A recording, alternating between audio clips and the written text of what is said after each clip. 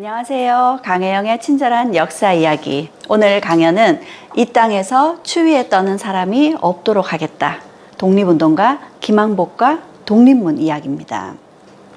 역사의 격변기를 살았던, 우리가 잘 몰랐던 한 인물을 오늘 소개해 드리도록 하겠습니다. 오늘 소개하고 싶은 인물은 김항복입니다. 이분에 대해서 두 가지로 나누어서 이야기를 해드릴 겁니다. 첫 번째는 오산학교 조만식의 제자입니다. 조만식 선생은 유명한 독립운동가이기도 하고 정치가, 언론인, 교육자이기도 한 평양의 유력한 인물이죠. 대표적으로 그는 물산 장려운동을 펼쳤는데요. 국산품 애용이 민족 경제를 살리는 길이다 하여 조선 물산 장려회를 통해서 물산 장려 운동을 활발하게 벌였던 인물입니다.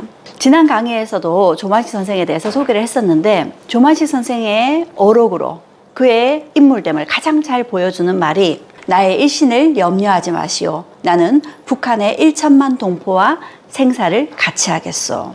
평양의 독립운동가이셨기 때문에 해방 이후에 북한에 들어섰던 소련군과 공산주의에 맞서서 끝까지 남쪽으로 내려오지 않고 북한의 동포와 생사를 함께 했던 분이십니다. 결국 한국전쟁 때 북한군에 의해 희생되셨죠. 그리고 김항복 선생이 다녔던 오산학교. 오산학교는 이 신민회 단체의 핵심 인사였던 이승훈 선생님이 세운 학교입니다. 신민회, 말 그대로 국민을 일깨워서 새로운 조직을 만들고 새로운 나라를 세우겠다. 그러기 위해서 무엇보다 중요한 것이 교육이겠죠. 그래서 학교를 세운 것이 오산학교였습니다. 오산학교를 세운 이승훈 선생은 나라가 날로 기울어져 가는데 그저 앉아 있을 수는 없습니다. 총을 드는 사람도 칼을 드는 사람도 있어야 할 겁니다. 그러나 그보다 더 중요한 일은 백성들이 깨어 일어나는 일입니다. 그래서 세워진 학교, 오산학교. 이승훈 선생은 오산학교의 교장 선생님으로 조만식 선생님을 앉혔습니다. 그리고 이 학교에서 조만식 선생님의 영향을 받으면서 제자 김항복이 민족의식을 키워나갔던 거죠. 오산학교는 아침에 체조와 함께 애국가를 부르면서 하루를 시작합니다. 민족의식이 싹틀 수밖에 없었겠죠. 이 오산학교에서 김항복 선생과 함께 혹은 그보다 먼저, 그보다 나중에 이 학교를 다녔던 인물로 이런 인물들이 있습니다. 백인재 선생은 우리가 잘 알고 있는 장기려 박사를 키워낸 당대 최고의 외과 의사셨고요. 김홍일은 윤봉길 의사의 의거대, 그 폭탄을 만들어줬던 우리 독립군입니다.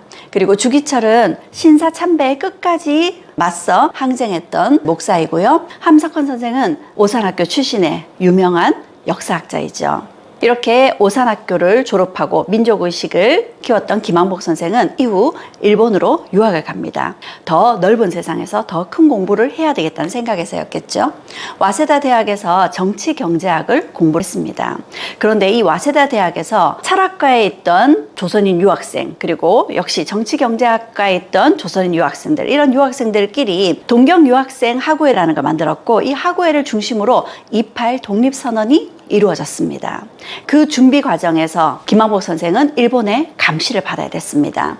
김항복 선생이 블라디보스톡에 있는 다른 독립운동가 요인들과 주고받았던 편지들이 불령 조선인 학생, 도쿄 조선인 학생 김항복의 편지들이라고 해서 일본이 이를 압수했던 내용이 기밀 문서로 발견이 되었습니다.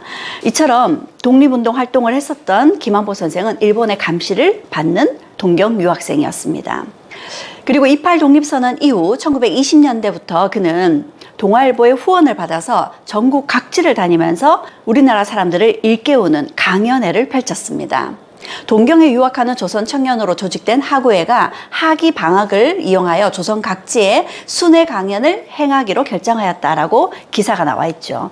그러면 이들이 국내에서 어떤 강연을 했을까요? 서울의 천도교당에서 학생 웅변대회가 열렸습니다. 많은 사람들을 수용할 수 없어서 창문 바깥에서 안을 들여다보고 있는 사람들의 모습입니다. 얼마나 열기가 대단했었는지를 짐작하게 합니다. 그리고 1927년에 종로 기독교 회관에서 열린 과학 강연회였는데요. 과학 강연회의 제목이 뉴턴으로 아인슈타인까지입니다. 상당히 수준 높은 강연들을 전국을 돌아다니면서 했었음을 알 수 있습니다. 그렇게 일본 유학을 마치고 돌아왔던 김항복 선생, 그의 스승이셨던 조만식 선생이 교육을 통해서 나라의 힘을 되찾자 하고 그를 설득합니다. 그래서 조만식 선생의 권유로 그는 교육자의 길을 가게 된 거죠. 조만식 선생의 권유로 우선 평양에 있던 숭실학교의 교사로 일을 시작했습니다. 그리고 조만식 선생은 따로 이 민족 자본으로 민족 교육을 마음껏 할 수 있는 학교를 설립하고 있었는데 그게 바로 숭인중학교였습니다. 그런데 김원모 선생보다 조만식 선생은 평양의 유력한 인사였고 일본의 감시가 철저했습니다. 그래서 일본은 조만식 선생이 숭인중학교의 교장이 되는 걸 허가해주지 않았죠. 그래서 조만식 선생님의 권유로 김한복 선생이 숭인중학교의 교장을 맡게 됩니다. 우리 자본으로 우리 학교를 세웠습니다. 그런데 학교를 운영하기 쉽지 않았어요. 자본이 부족했기 때문이죠. 김한복 선생은 자신의 사재를 털어서 토지를 저당 잡혀서 기금을 마련했습니다. 그리고 그 기금을 토대로 평양의 숭인중학교를 숭인상업학교로 개편을 했습니다. 그래서 상공업 인재를 양성하자 하고 학교를 운영해 나갔던 거죠. 1930년부터 학교를 운영했고 이후 뛰어난 인물들이 배출이 되었습니다.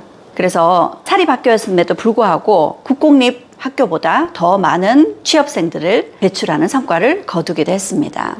그리고 1930년대에 그는 평양 한글연구회 창립위원이기도 했었고요. 조선중앙일보에서는 그를 평양의 사회적 유지인물 10인 중에 한 사람으로 선정을 하기도 했습니다. 평양의 과학지식보급회 고문으로도 활약을 했었고요. 그래서 그는 교육자이기도 하면서 사회운동가로서 다양한 활동들을 펼쳤습니다. 또 한편 그는 20대 중반에 흥사단에 가입을 하게 되는데요. 흥사단은 우리가 잘 알다시피 안창호 선생님이 만든 단체입니다. 계몽운동을 비롯하여 여러 가지 독립을 되찾기 위한 그런 단체를 만든 거였죠. 미국에 흥사단이 있다면 흥사단과 같은 성격의 국내 단체가 수양동호회였습니다. 이 수양동호회도 역시 교육과 계몽을 통한 사회운동을 펼치기 위한 단체였고요. 이 수양동호회에서는 무실역행, 말로만 하는 것이 아니라 행동으로 옮기고 실천한다라는 이념을 앞세워서 독립운동을 함께할 많은 사람들이 모여들고 있었습니다. 그러던 중 1937년 수양동호회 사건이 일어납니다. 일본은 이렇게 안창호 선생을 중심으로 많은 사람들이 모인다는 것만으로도 독립운동의 근거지가 될 수 있다 해서 이렇게 큰 사건을 일으켜서 이들을 체포했던 겁니다. 40여 명이 체포되었습니다. 안창호 선생도 체포되었죠.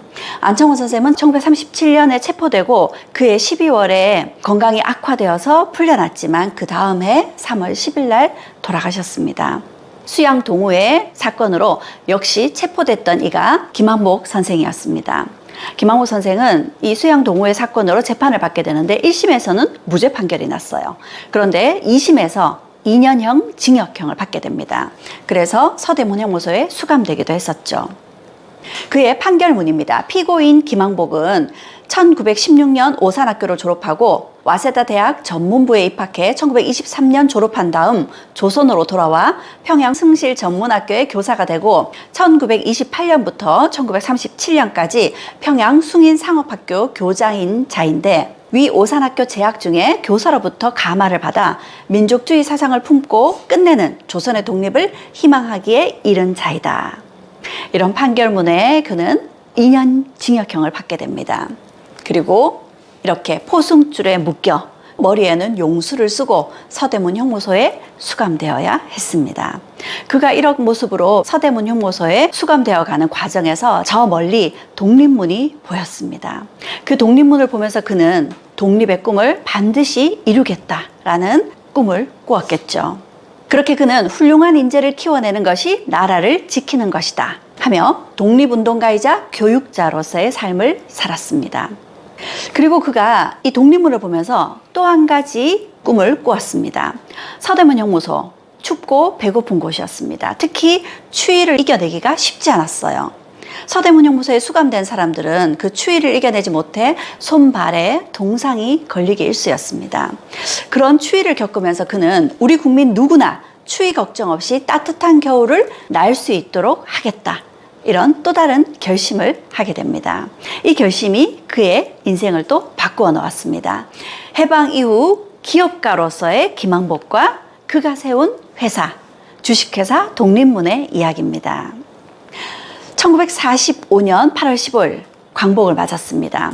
그는 수양 동우회 사건으로 이후에는 절대 교육계에 일을 할 수 없도록 일본에 각서를 써야 했습니다. 그래서 어쩔 수 없이 고무 공장을 운영을 했었다고 하거든요. 그리고 해방을 맞았습니다. 그런데 해방 이후 북쪽에는 소련군이 주둔하고 공산주의자들이 들어왔습니다. 김만복 선생은 기독교 신자였거든요. 그래서 그는 북한을 탈출하기로 합니다. 1946년 1월이었습니다. 살을 애는 그 추위에 목숨을 건 남쪽행을 선택했습니다.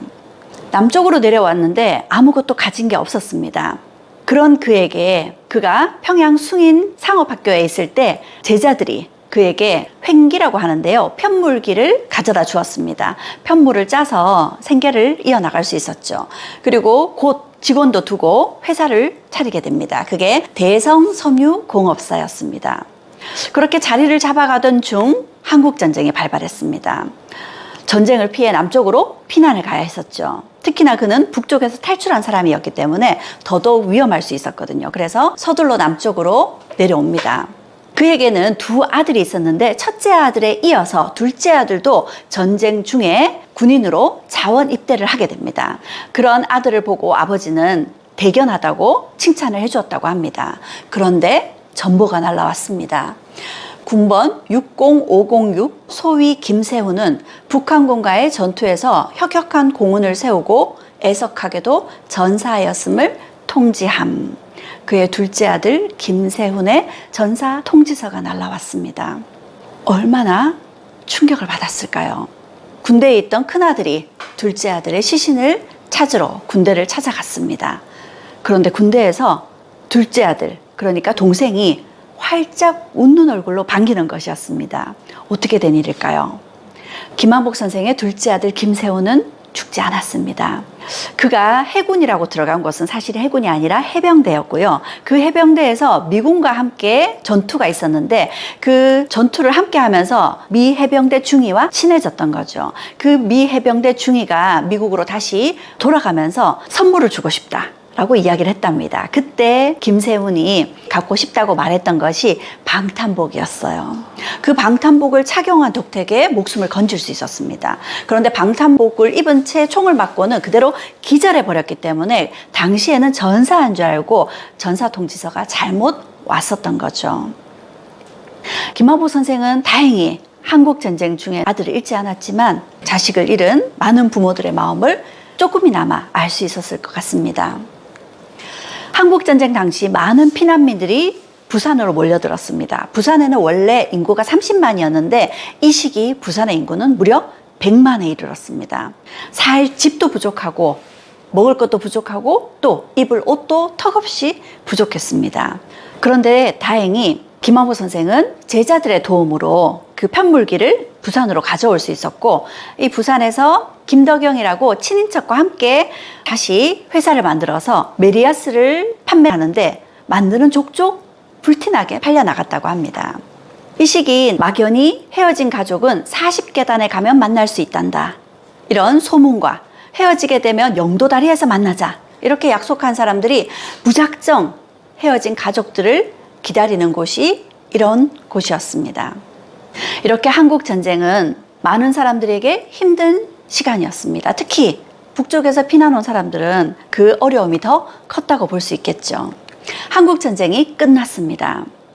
전쟁 당시에 입은 많은 피해들을 복구해 나가야 됐었죠. 하루빨리 평안을 되찾는 것이 사람들의 바람이었습니다. 그래서 회사 이름도 평안섬유공업사라고 바꾸었습니다.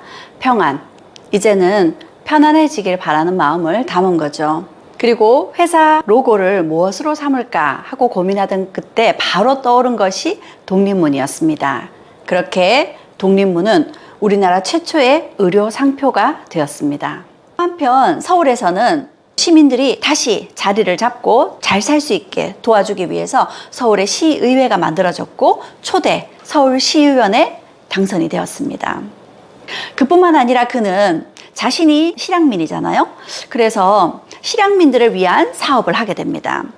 1950년대 우리는 미국의 경제 원조에 의지해서 살아야 됐습니다. 미국이 경제적으로 원조를 해주는 것 안에는 그 원조금을 주택을 만드는 데 쓰기도 했었습니다. 그래서 미국 경제 원조에 따라서 주택을 만들게 되는데, 이 주택은 사람들이 모여서 조합을 만들면 그 조합을 보고 미국에서 원조해 준 돈을 융자를 해주는 겁니다. 그런데 그 조합에 채택이 되려면 까다로운 조건을 통과해야 됐습니다. 일단 조합원들을 위한 집을 지을 수 있는 땅을 확보해야 됩니다. 그리고 미국으로부터 융자를 받는데 그 융자를 갚을 수 있는 재력이 돼야 됐죠. 그런 조건을 모두 갖추고 있었던 사람이 김한복 선생이었습니다. 김한복 선생은 성장한 회사를 이전하기 위해서 땅을 사두었거든요. 여기에 있는 휘경동이라는 동네에 땅을 사두었고, 또 자신을 비롯해서 많은 실향민들이 이곳에 주택을 지을 수 있도록 실향민들을 중심으로 주택조합을 만들게 됩니다. 그렇게 휘경동에 영락주택이 만들어지게 됐던 거죠. 그래서 실향민들이 안심하고 편안하게 살 수 있도록 해주었습니다. 뿐만 아니라 이 실향민들 중에 생계가 어려운 실향민들, 특히 직업이 없는 실향민들은 독립문 회사에 취직을 시켜주었죠. 그리고 한국전쟁 중에는 많은 남자들이 희생되었습니다. 남편을 잃은 채 자식을 키우고 생계를 이어나가야 됐던 여성 가장들이 많았죠. 그런 여성 가장들에게 일자리를 주고 자립할 수 있도록 도와준 회사가 바로 독립문이었습니다. 이 독립문에 김한복 선생이 며느리를 맞아들였어요. 이 며느리는 독립운동가 집안에, 그리고 엄청난 기업가 집안에 시집 간다고 부러움을 받았다고 합니다. 그런데 시집을 와보니 시아버지가 이렇게 회사를 꾸려가면서 열심히 일하고 있거든요. 도와드리지 않을 수가 없었겠죠. 그래서 회사에서 일하는 직원들을 위해서 밥하는 일을 도와주었다고 합니다. 그런데 회사 직원이 수백 명입니다. 그리고 이 회사 직원들을 보니까 아침에 식사를 하지 못하고 오는 직원들도 있다고 하거든요. 그래서 아침, 점심, 저녁까지 챙기게 되었다고 하죠. 특히 섬유회사다 보니까 먼지가 많습니다. 직원들의 건강을 생각해서 저녁 식사에는 빠짐없이 놓여지는 것이 돼지고기였다고 하거든요. 그러니 이 며느리는 좋은 집안에 시집 왔다고 남들의 부러움을 샀지만, 실제는 시아버지를 도와서 독립문의 직원들 새끼를 챙기느라 그 고생이 여간 아니었답니다. 이렇게 회사는 점점 커져가고 있었습니다. 1950년대에는 미국의 경제 원조에 의존한 경제 구조였습니다. 그런데 미국이 경제 원조를 중단하게 되면서 우리는 스스로 일어나야 됐었어요. 그래서 1960년대 수출 제일주의, 수출 주도 산업을 이끌어 나가게 됩니다. 이 당시에는 수출만이 살 길이다 라는 슬로건을 내세우고 수출 위주의 산업을 해나갔죠. 왜냐하면 우리는 기술도 없고 자본도 없으니까 어떻게든 수출을 해서 돈을 벌어와야 됐습니다. 그런데 이런 수출 위주의 산업을 이끌어 가야 된다는 것을 성견지명을 가지고 먼저 예상했던 이가 김한복 선생이었습니다. 그래서 1960년대 이미 1963년에 스웨덴에 상품을 수출하는 협약을 체결하게 되고요. 1969년에는 메리아스 수출 1위를 달성하게 됩니다. 국내 수출 기업 무려 19위에 올랐죠. 그리고 1971년에 수출 100억 달러 달성 기념으로 대통령상을 받기도 했습니다. 뿐만 아니라 주식회사 독립문은 최초로 라디오에 CM 광고를 내세우는가 하면 따뜻한 메리아스를 전 국민에게 입히겠다는 회사 설립 취지에 맞게 회사를 성장시켜 나갑니다. 이런 이면에는 가난한 사람들, 힘든 사람들을 위해서 많은 메리아스들을 제공해주는 그런 보이지 않는 선행들도 이어졌겠지요.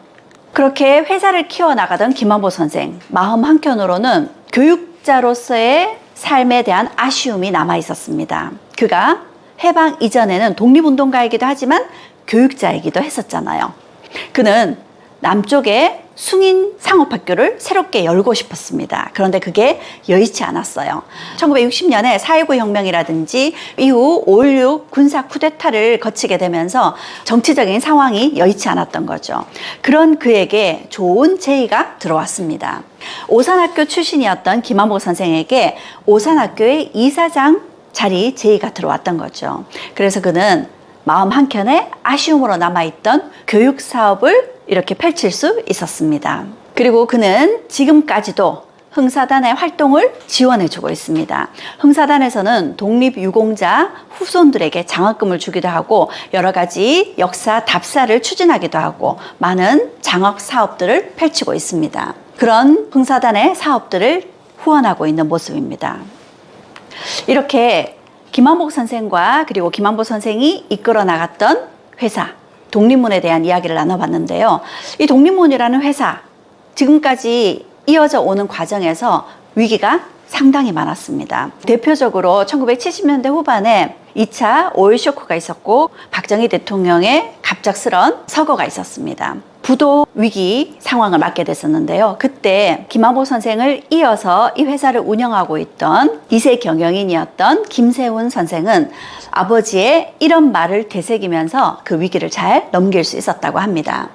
회사의 가장 큰 목적은 고용 창출이고 고용을 많이 해 경제에 도움을 주는 게 애국이다. 회사를 키워 고용을 늘리고 협력업체들과 대리점이 많아지면 그걸 통해 먹고 살 수 있는 사람도 늘지 않느냐. 그것이 우리의 보람이고 목적이 돼야 한다. 이후에도 여러 차례 회사의 위기가 있었습니다. 지금은 이 회사를 운영하고 있는 이가 3세대 후손입니다. 그러니 김한복 선생의 손자이죠. 이 3세대 경영인 역시도 회사에 위기가 닥쳤을 때 제일 먼저 떠올린 것이 할아버지와 아버지였답니다. 특히 아버지는 늘 이런 말씀을 하셨다고 해요. 기업은 세금을 많이 내기 위해서 존재한다.